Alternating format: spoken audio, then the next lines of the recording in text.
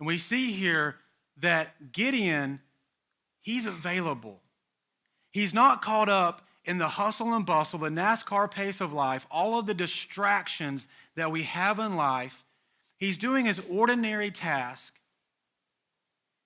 And the angel of the Lord comes and he speaks. And what do we see? Immediately, Gideon, he speaks back. And I think for us, oftentimes we get so caught up in the hustle and bustle of life, the distractions, that we don't even hear God, much less talk with God. And if we're going to be available to God, it means that we put our priorities secondary to those of God and of others. That if we're going to be available, it means that we put our priorities on the back burner as we listen to how God is wanting us to serve. And that means that we have to put others first and we have to be available to them and to God. There was an ordinary farmer in Diamond, Missouri, shortly after the Civil War. The Civil War. And keep in mind that Missouri at that time was still a slave state. However, Moses and Susan didn't believe in that. But oftentimes, because they lived in a slave state, some mean people would ride through, oftentimes burn the city, kidnap people, and even kill people. And so one cold January night, these Quadros raiders, they come through the city and they torch the city. They're kidnapping people, but they kidnap Susan's best friend, Martha, and her newborn baby. Now, Moses was pretty confident that Martha probably wouldn't live through the kidnapping, but they didn't know about the baby. And so Moses was able to connect with the Quadros raiders and strike a deal that he would give them their only horse left for that baby.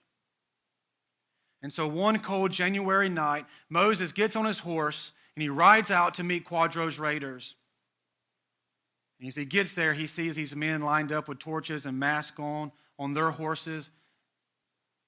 And all of a sudden, one of the men throws this burlap sack at Moses' feet. And Moses, he gets off his horse as he had promised, and he gives it to the Quadros raiders, and they ride off. And so Moses, he bends down to this sack, and he takes out this newborn, half-alive baby, and he puts it under his shirt, under his jacket, to his warm skin, and he holds it there, and he walks through the night as it's cold, it's bitter. And he gets home, and there, Moses and Susan made a commitment that if the baby made it, that they would raise it as their own. And that's how they came to raise George Washington Carver. You know, the peanut guy. Like over 260 inventions of peanut and also sweet potatoes. Yes. But Susan and Moses' availability, I guess somebody likes sweet potato, but their availability didn't stop there with them.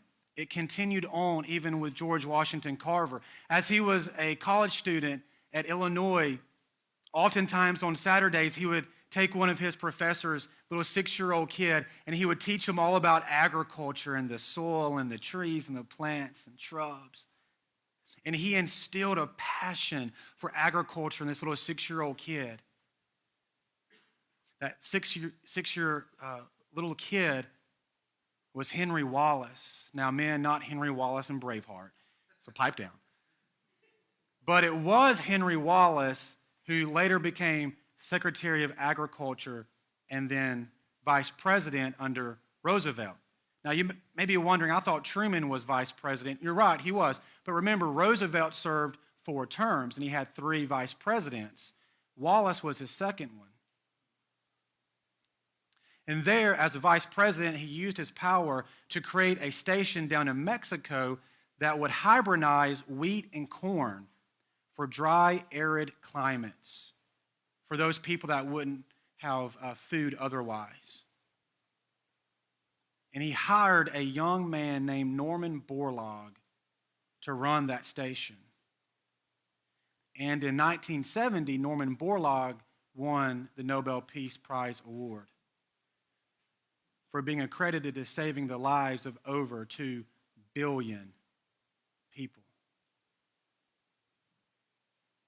So as you can see, an ordinary farmer, Moses and Susan, living an ordinary life, but being available, it led to George Washington Carver, a vice president, and a Nobel Peace Prize award-winning person.